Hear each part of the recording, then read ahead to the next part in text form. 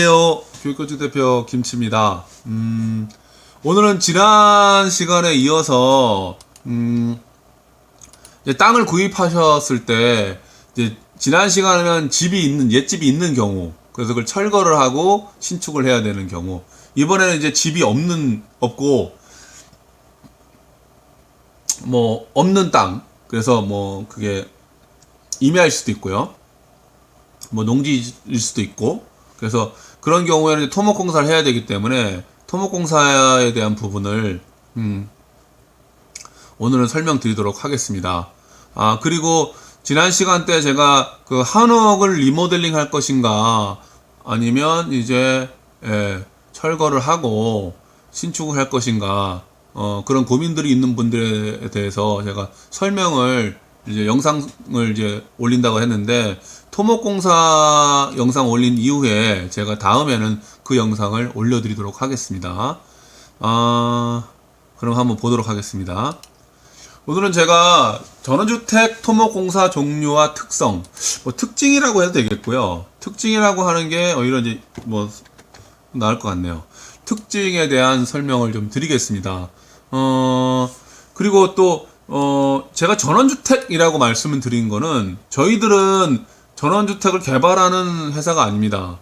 저희들은 한 개인이 이제 전원생활을 하시기 위해서 땅을 구입하시고, 그리고 거기다가 저희가 이제 신축을 하실 경우에는 저희들이 토목을 이제 해드리고 있다는 말씀을 드리는 겁니다. 그래서 뭐 1000평, 2000평 개발업자들처럼 그렇게 개발해서 이렇게 땅을 판매하기 위해서 토목공사를 하는 게 아니기 때문에 그거는 좀 구별해서 이해해 주시기 바라고, 다시 말해 대단위로 한다는 얘기 아닙니다. 저희들은 저희 교육건축은요, 전원주택만을 전문적으로 이게 짓고 컨설팅하는 회사이기 때문에 그 점을 꼭 이제 유념해 주시기 바라고요.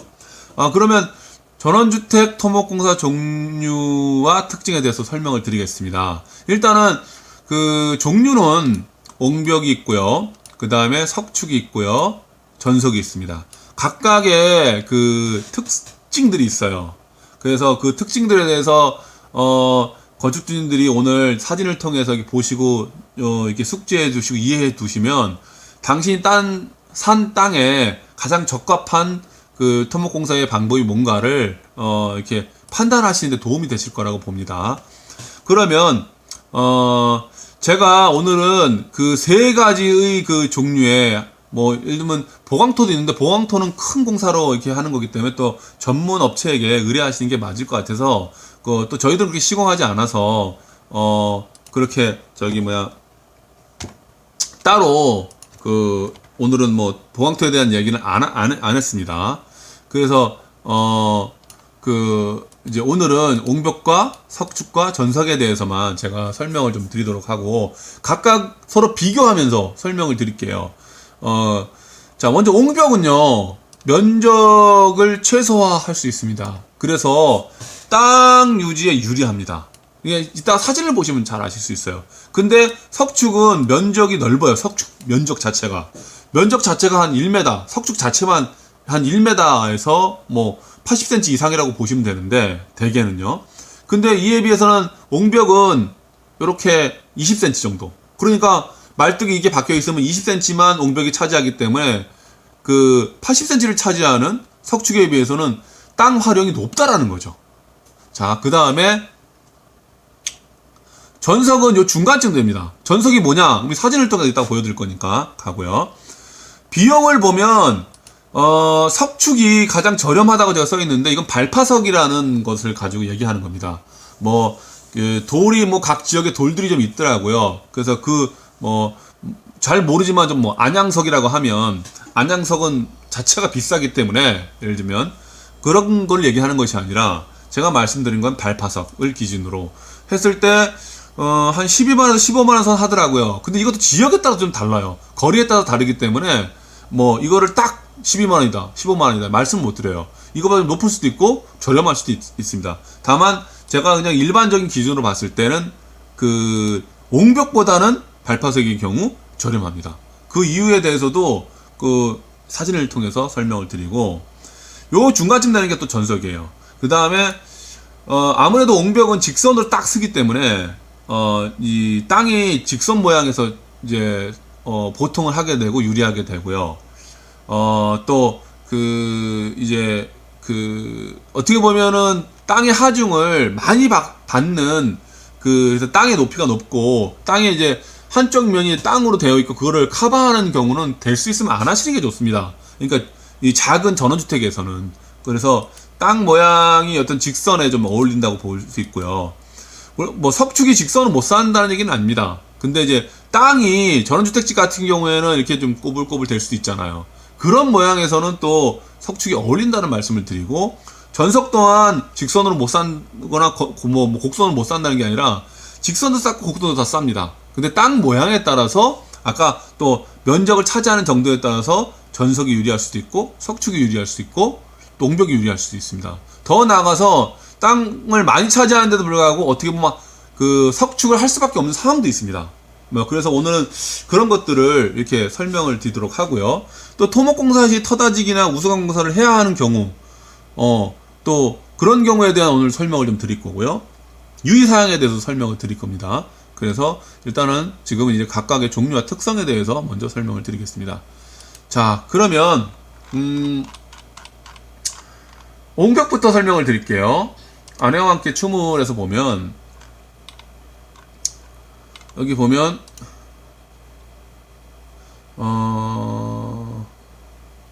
네, 여기 있네요. 보시면 장비가 한 대 오늘 들어왔습니다. 첫날. 그쵸? 그리고 이제 땅을 팠습니다. 뭐 장비 대놓고 하루 들어가겠죠?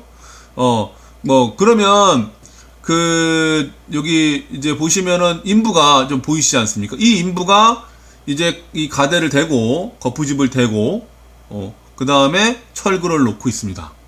그런 다음에 그럼 이제 인부들이 이제 인건비가 더 들어가고 철근값, 나무 목자재값, 다른 부자재값이 들어가죠. 근데 석축은 장비하고 석공이 들어오면 됩니다. 그러니까 인건비가 옹벽이 더 많이 들어가기 때문에 옹벽이, 그리고 자재비도 조금 더 들어가고요. 그래서 이렇게 비용이 옹벽이 좀 세다는 거. 자, 그래서 이제 철근을 자르고 철근공이 있어야 될 거고요. 또 이렇게 간단한 거는 목수들이 다 웬만하면 다 해버립니다. 어쨌든 가대를 잡고 이렇게 하는데, 그리고 나서 이제 이렇게 타설을 하죠. 이 타설을 하고 나서 또 굳혀야 됩니다. 굳히고 나서 다시 이게 거푸집을 잡아가지고 또 이게 옹벽을 쌓는 거거든요. 그러니까 오늘 끝나는 게 아닙니다. 요 작업도 이틀이 걸렸어요. 그러니까 벌써 인건비가 많이 늘어난다는 거를 딱 보시면 아십니다. 그래서 이렇게 하방을 이렇게 하고 이걸 굳힌 다음에 한다는 거. 그러면 이제 여기가 땅을 차지하는 게 아닙니다. 요건 땅을 덮어버리기 때문에. 그 때문에 이 밑으로, 이 밑에는 보이지 않습니다. 그래서 요렇게만 올라옵니다. 그래서 요 부분만 20cm 정도만 차지하기 때문에 면적이 상당히 많이 차지하지 않는다는 얘기입니다. 그러면 요걸 사진을 통해서 완공된 걸 한번 보여드릴게요. 딱 보시면 일단은 석축도 이거 설명을 드리겠지만 깔끔하게 정리해서 자갈을 딱 깔아보면 이게 깔끔하게 정리가 되어 있습니다.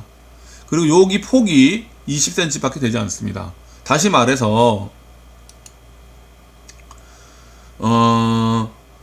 말뚝이 여기 박혀 있는 여기 박혀 있었거든요. 그래서 여기서부터 여기까지 20cm를 차지하기 때문에 경계가 아주 고르고요, 깔끔하게 정리가 된다는 거. 그래서 건축주께서 땅을 석축에 비해서 많이 차지하신다는 거.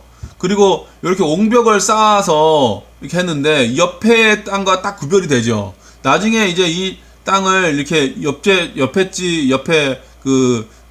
주인께서는 여기 땅을 이렇게 묻겠죠, 당연히요. 그러면 여기에 있는 차 있는 물이 밖으로 넘어갈 수 있지 않습니까, 밑으로 해서. 그래서 저희들이 요 넘어서는 이제 나중에 저희들이 이렇게 유공관을 심어가지고 물이 일로 빠질 수 있게끔 저희가 해놨어요. 그리고 여기 있는 분들도 이쪽으로 해가지고 같이 연결해 드렸어요.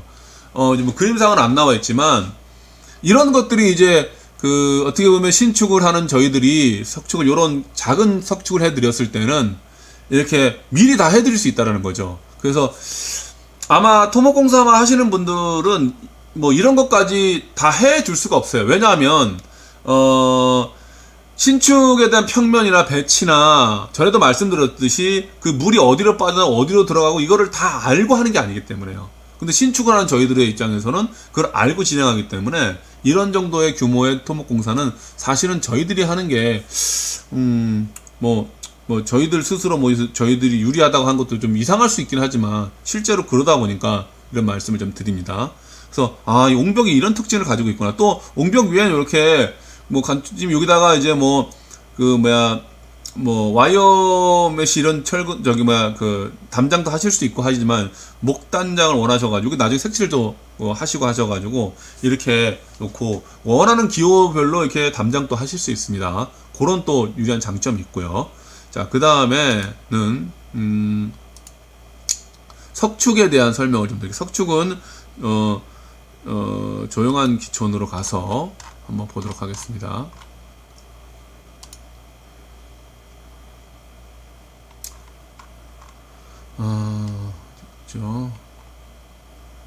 여기 있네요. 석축 쌓기.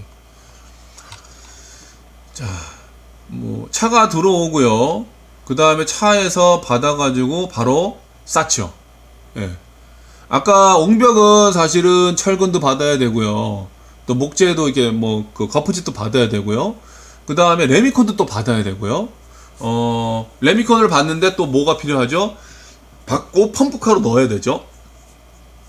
다시 말해서 따지고 보면 그런 장비들 이런 것들도 만만치 않습니다. 근데 지금 석축은 가까이에 돌이 있다면 또 좀 저렴할 거고 멀리 있으면 조금 더 비용이 좀 올라갑니다. 근데 장비하고 석공만 있으면 됩니다. 이거 보조공에 한 사람이 더 있겠죠. 그렇게 하고 또 큰 공사가 아니면 어떤 경우엔 보조공도 안 쓰는 경우가 있습니다. 둘이 이렇게 해버리는 경우가 있기 때문에 대체적으로 저렴합니다. 자, 그리고 이제 쌓아 올립니다. 쌓아 올리는데 이건 잘 안 나오니까 여기쯤에 이제 여기 보면 요 밑에 이제 이제 말뚝이 있는데 이제 자 보십시오. 말뚝이 이게 한 3m까지는 안 돼요. 근데 약 3m로 봤고요. 사람이 이제 제가 쓰니까 이 정도 됩니다. 그러니까 근데 말뚝이 요 밑에 박혀 있었습니다. 그러면 벌써 땅이 이만큼이 손해죠. 그러니까 경사가 기울어져 있어야 되니까. 아까 옹벽을 보시면 아시겠지만 딱 서 있지 않습니까? 옹벽은 딱 서 있으니까 요 20cm만 손해를 보시면 돼요. 사실 이거 손해라고 할 수도 없어요. 근데 이제 석축은 이만큼을 손해를 봅니다. 1m는 충분히 넘죠. 근데 석축 자체에서도 여기다가 할 수 있는 건 아니잖아요. 석축 자체의 두께가 80에서 1m가 되기 때문에 이 경우는 사실은 거의 한 2m 이상은 손해를 보시는 거예요. 2m 이상은 손해. 그런데도 불구하고 왜 했느냐? 보시면 알겠지만 땅이 넓지도 않아요. 이 땅은요. 근데 여기다가 거의 3m에 가까운 옹벽을 첫 끝에서 다 해버리면 비용이 거의 2배 이상 뛴다는 거죠. 어떻게 보면 2배 이상이 아니라 더 많이 들어갑니다. 왜냐하면 이거는 하방을 아까처럼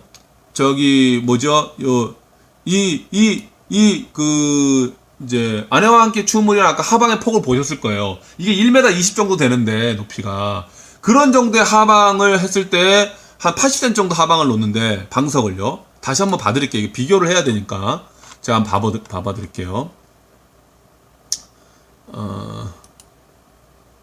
자 보시면 이제 한번 볼게요.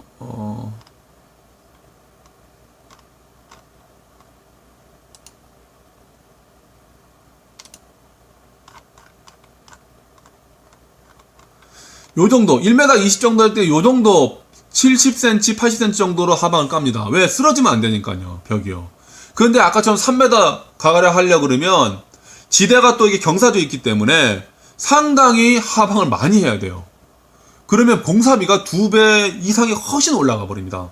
그러니까 공사 비용도 너무 많이 들어가고 또 미적으로 봤을 때도 이렇게 올라가 버리면 너무 안 예뻐요. 이게 전원주택이고 이렇게 지금 경사가 많이 진 곳이었는데 미적으로도 아름답지 않고요. 그래서 조용한 기촌에서는 석축 쌓기를 결정한 겁니다. 그래서 지금 이 영상을 보시는 분들도 아, 땅을 많이 차지하는 게 나는 더 중요해. 아니야, 이거는 너무 많은 비용을 들이기 때문에, 그 석축을 하는 게 유리해. 이 판단은 건축주님들이 자신이 하셔야 됩니다. 자, 요런 특징에 대해서 말씀을 드렸고요. 그리고 지금 보시면 미적인 거에 대한 제가 잠깐 말씀을 드렸는데, 이 미적으로 봐도 확실히 이 뭐 그냥 여기 전석인데 전석에 비해서는 이 석축이 상당히 예쁘죠. 그리고 돌을 쌓아주시는 분이 이렇게 조금씩 해서 다 넣어주셨죠. 그래서 상당히 이렇게 미적으로 좀 아름답고, 또 그리고 이 지금 경사가 많이 졌는데 이것과 대비해서 직선으로 뭐 콘크리트 치고 하면은 집이 굉장히 상박해 보였을 겁니다. 그래서 이게 잘 어울린다는 거. 뭐 주변에 뒤에도 지금 석축을 새로 쌓았는데 이런 식으로 미적인 것도 고려해서 그 석축을 할 것인가, 또 옹벽을 할 것인가, 전석을 할 것인가. 전석의 경우는 제가 또 뒤에 또 보여드리겠습니다. 한번 봐볼게요. 전석은 뉴질랜드에 가서 보면 보실 수 있는데 한번 봐보겠습니다. 물론 이제 여기는 이제 석축도 같이 싼 경우라서 비교해서 보실 수 있을 것 같습니다. 뉴질랜드로 한번 가볼게요. 자, 이 석축공사인데 여기 보시면 지금 요 부분을 까가지고 이제 요것도 되게 중요합니다. 지금 보시면 지금 이제 까고 있는 거예요. 다 까고 요렇게 지금 이제 전석을 놓기 위해서 이렇게 하방을 합니다. 방석을. 근데 여기는 이 하방을 할 때 철근이 많이 필요하지 않습니다. 아까 옹벽은 철근이 많이 필요하고 체계적으로 놔야 됩니다. 왜냐하면 위에 옹벽과 연결시켜야 되기 때문에. 근데 이거는 전석은 콘크리트를 치고 위에 올리기만 하면 되기 때문에 딱 눌려가면서요. 그래서 콘크리트하고 그 돌이 이렇게 딱 같이 물리는 거죠. 그래서 바로 이렇게 이제 어느 정도 이제 쌓아서 올릴 수 있는 그런 구조기 때문에 이렇게 올리지 않습니까? 그렇죠? 딱 해가지고. 그래서 지금 작업을 하고 있는데 보시면 알겠지만 돌이 아까 석축보다는 폭이 작죠. 그래서 이 부분을 그 전석을 한 이유는 뭐 비용적인 면에서 옹벽보다는 싸고, 또 여기 전석이 여기 집에 올라가기 때문에 사실은 가려집니다. 안 보이는 부분이에요. 그래서 미적인 거를 특히 고려할 필요는 없었어요. 그러다 보니까 또 높지요. 또 높으니까 석축을 쌓게 되면 아까 말씀드렸듯이 면적을 많이 차지하기 때문에 건축주님이 땅을 활용할 수 있는 그 공간이 되게 더 좁아지는 거죠. 집터가 이제 지금 보시면 집터가 이게 집터입니다. 만약에 석축을 쌓았다면 요 사람이 있지 않습니까? 여기 정도까지 쭉 돌아가서 석축을 쌓았다 그러면 면적이 훨씬 좁아지겠죠. 그래서 사실 이런 것들은 어떻게 보면 누차 다시 한번 말씀드리지만 저희들이 또 높이들 또 이게 뭐 쌓으면서 뭐 석축도 쌓고 이렇게 하면서 높이도 봐드리고 다 하긴 하지만, 이런 거는 저희 같은 시공사에게 이렇게 물론 저희들이 신축을 한다는 조건 하에입니다. 이걸 다 하는 이윤을 받고 하는 건 아니거든요. 이거는 정말 실비를 뽑아가지고 드리는 거기 때문에 그것만 해도 건축주님들께 이득을 보실 겁니다. 근데 저희들한테 이렇게 의뢰를 하시면 상당히 유리하다는 말씀을 좀 드려야 되겠네요. 예, 실제로 하다가 이제 이게 뭐 와이어가 끊어져가지고 깜짝 놀란 경우인데, 뭐 그건 그렇고. 그리고 여기서 이제 전석을 쌓고 보이는 부분에 또 석축을 이렇게 쌓고 계단을 잡아줘서 또 좀 멋스럽게 좀 잡아드렸습니다. 건축주님이 요 부분도 저희들이 이렇게 해가지고 이제 전석을 쌓아야 되겠다. 그 다음에 이거 석축을 쌓아야지 집의 앞부분이고, 뭐 보이지 않는 부분은 전석을 쌓고 보이는 부분은 조경석을 쓸 수 있는 건 조경석을 쓰면서 계단도 잡아드리니까 만족하셨던 현장이었습니다. 자, 그리고 자, 그러면 이제 대략적으로 전석과 석축과 옹벽의 이렇게 차이점, 뭐 특징들, 장단점들에 대해서, 비용에 대해서 말씀을 이렇게 드렸으니까 이제 어느 정도 판단이 서실 것 같고요. 다음에 토목공사 시 터 다지기 및 우수공사인데, 풍경 가는 길 한번 가면서 제가 설명을 해드릴게요. 왜 토목공사 때 이렇게 우수관을 해야 되는지, 터 다지기를 또 뭐 할 수 있으면 해야 되는지, 당연히 해야죠. 조금 비용을 더 주더라도 하는 게 맞습니다. 한번 볼게요.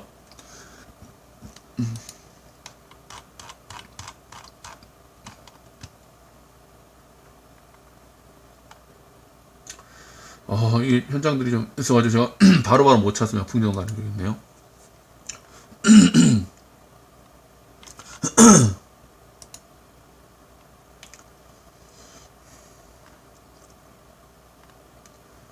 자, 이게 석축 쌓기 전과 석축 쌓기 후에 이제 모습을 보여드리는데 옛날 석축입니다. 이렇게 다 되어 있습니다. 지금 많이 어지럽죠. 그리고 지금 이 땅도 석축이 옛날이기 때문에 경계 말뚝에 다 박혀 있는 게 아닙니다. 옛날 거기 때문에 상당히 좀 어수선한 모습을 보실 수 있을 겁니다. 석축 쌓기 전에 이제 이 경지를 다지고 이제 그 석축을 무너뜨리고 석축을 이제 쌓는데 이제 이렇게 이 우수관이 있죠. 콘크리트 우수관인데 여기는 이제 콘크리트 우수관을 묶기로 했고, 그래서 먼저 이제 자재를 갖다 놓은 겁니다. 그래서 먼저 이 작업을 이제 하고 있는 거죠. 석축을 쌓으면서 이 작업을 하는 건데, 이렇게 해서 준비를 해놓은 거고요. 그 다음에 이제 두 번째,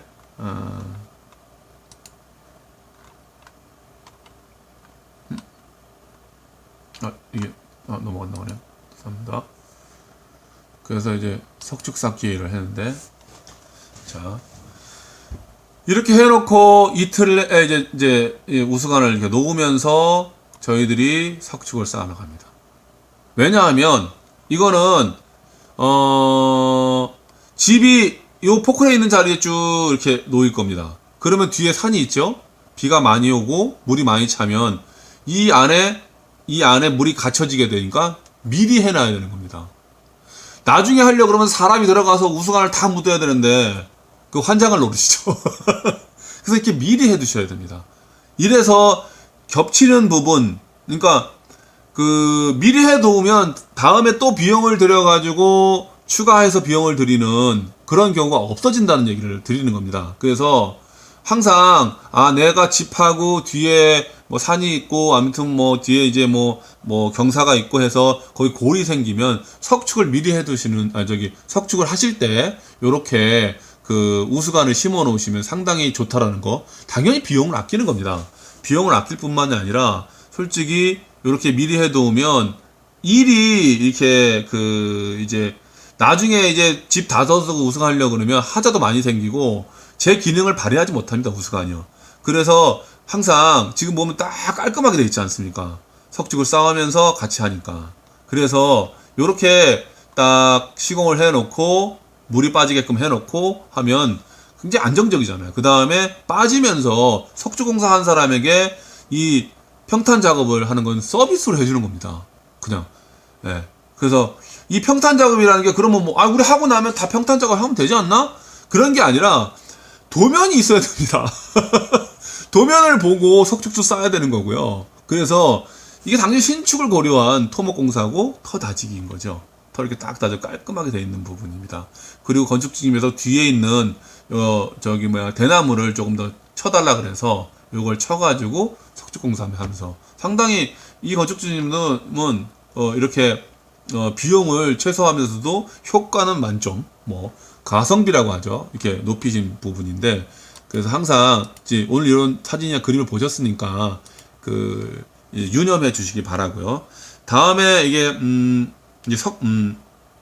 우수관 공사에 대한 이야기를 하나 더 드릴게요. 이게 꼭 여기서 90 노모를 위한 집에서 보시면 저희가 이제 건축팀하고 계약을 한 다음에 이제 설계를 잡고 그 다음에 이제 현장에 저희들이 계약 이후에 저희들이 이제 집을 지어드린 컨설팅 회사이고 저희들은 설계서부터 완공까지 다 해드리는데 단순히 설계하고 단순히 이제 집을 짓고 완공하고 끝 이런 게 아니라 틈틈이 계약한 이후에 땅의 상태도 보고 그리고 그 상태에 따라서 원래 생각했던 집의 구상도 좀 땅에 만약에 문제가 있다 그러면 그러니까 만약에 여기서처럼 물이 많이 나온다 땅의 중심지에 그러면 토목공사는 또 다시 해야 되고 이런 안내까지 함께 드립니다. 여기서 가보니까 물이 상당 부분 많이 흘러내렸어요.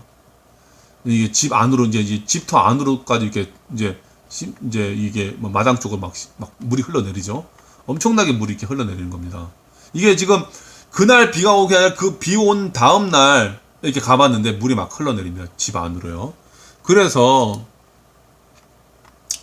이제 그 당연히 이 공사를 해야죠. 그래서 지금 우수관 공사를 저희들이 해드리는 겁니다. 그리고 그러면 우수관 공사를 하고 나서 저희가 이제 이 집은 이 뒤에 있지만 이 집의 터 안쪽에 이 마당을 하실 건데, 그때 동시에 포크레인이 들어오니까 포크레인이 이 우수관 쭉 한 30m 40m 빼는 거는 시간이 많이 안 걸려요. 해놓고 나서 이 땅을 싹 다대드리고, 필요한, 이게 지금 진흙인데 진흙 위에 이제 필요하면 마사를 좀 어느 정도 깔아드리고, 그런 공사를 함께 했어요. 그리고 동시에 이제 이렇게 우수관 공사도 함께 해드린 겁니다. 그러니까 이런 것들이 이제 사실은 비가 많이 오고 물이 새는 걸 보면서 판단했을 때 이게 이 공사를 함께 해야 된다는 이제 생각이 드는 거죠. 그리고 건축주님과 논의를 해서 이제 이렇게 공사를 해드리고 또 해드린 부분입니다. 그래서 이렇게 하나의 공사를 할 때 다른 공사를 함께 할 수 있으면 하시고, 또 평탄 작업도 그때 하실 수 있으면 하시고, 이렇게 하셔야 됩니다. 요 말씀을 좀 드리고요. 또 이제 또 하나는 더, 토목 공사 하시면서 유의사항이 있습니다. 토목 공사에서 말뚝 훼손을 하면 안 됩니다. 자, 지금 사진을 한번 봐볼게요. 이게 이제 토목공사 하시는 분들이 상당히 이 부분을 놓치는 부분이에요. 실제로 이제 공사하다 보면 자기도 모르게 말뚝을 훼손하는데, 저희가 이제 공사할 경우에 여기 말뚝이 박혀 있지 않습니까? 그 다음에 토목공사가 이제 거의 끝나갈 무렵에 말뚝이 살아 있습니다. 그러니까 항상 그리고 이 말뚝이 살아 있다는 건 뭘 의미하냐면, 관공서의 담당자가 와서 이게 본다는 얘기입니다. 이게 있구나. 쭉 보니까 이게 다른 쪽의 땅을 침해하지 않았구나라는 걸 확인하기 때문에 준공할 때 이의를 제기하지 않는 거죠. 보안을 넣고 이거 석축토 집어넣어, 이렇게 안 한다는 얘기입니다. 이 말뚝이 살아있기 때문에요. 이거는요, 엄청난, 이걸 다시 하려고 그러면, 만약 예를 들면요, 이게 나왔습니다, 바깥으로. 이거 다 넣어. 한번 넣어야죠. 준공을 안 떨어뜨리고 불법인데요. 그러니까 이런 것들을 말뚝 훼손을 하면 절대로 안 된다는 거. 그 전에도 한번 말씀을 드렸었습니다.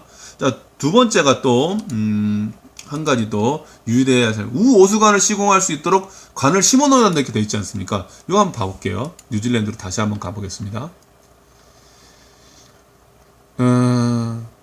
많이 미스하는 부분이에요. 석축공사하면서 생각보다 많이 미스합니다. 이 부분이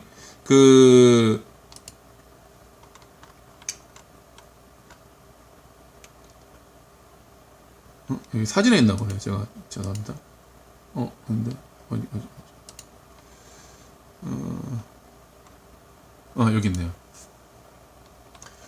석축공사를 하면서, 자, 우수관을 하고 넘어오면서 여기서 보면은 이거를 이렇게 심어놓고 빼줘야 됩니다. 석축공사만 해놓고 이게 요 관이 없었고 하면 다시 석축을, 여기는 이 부분들은 양이 얼마 안 되기 때문에 그나마 다행이지만, 만약에 아까처럼 큰 공사 했을 때는 큰 문제가 생기죠. 그래서 큰 공사든 작은 공사든 이 관을 미리 빼놔야 되는 겁니다. 그리고 석축을 쌓아야 됩니다. 다시 이걸 허물고 다시 관을 집어넣으면 하루에 일당, 하루에 장비대 이런 게 더 추가가 되면 돈 100만 원 올라가는 거는 일도 아니지 않습니까? 그래서 이런 공사들 항상, 수도는 들어가고 있는가? 그쵸? 물이 들어가야 되지 않습니까? 이 석축을 이렇게 위로 해서 갈 수는 없지 않습니까? 석축 밑으로 가야죠, 물이요. 동파도 안 되고요. 이런 것들은, 반드시 확인하셔야 됩니다. 유의사항이 있고요. 자, 그래서 오늘은 제가 전원주택 토목공사 시의 이게 종류와 특성에 대해서 말씀을 드렸고, 각각의 장단점, 특징, 이렇게 말씀을 드렸고, 각 건축주님이 거기에 맞게 공사를 하시면 되실 것 같고, 다행히 이제 교육건축 저에게 의뢰해 주신다 그러면 저희하고 이렇게 저희들이 이제 상담을 통해서 또 이렇게 진행을 해드린다라는 거, 그 다음에 토목공사 시에 이제 터 다지기 혹은 우수관 공사를 하시라는 말씀을 드렸고, 그 다음에 유의사항 또한 굉장히 중요한 부분이니까 제가 말씀을 드렸습니다. 오늘 영상도 많은 분들이 좀 큰 도움이 됐으면 좋겠다는 생각을 하고요. 여기서 마치도록 하겠습니다. 저는 교육건축 대표 김치였습니다. 감사합니다.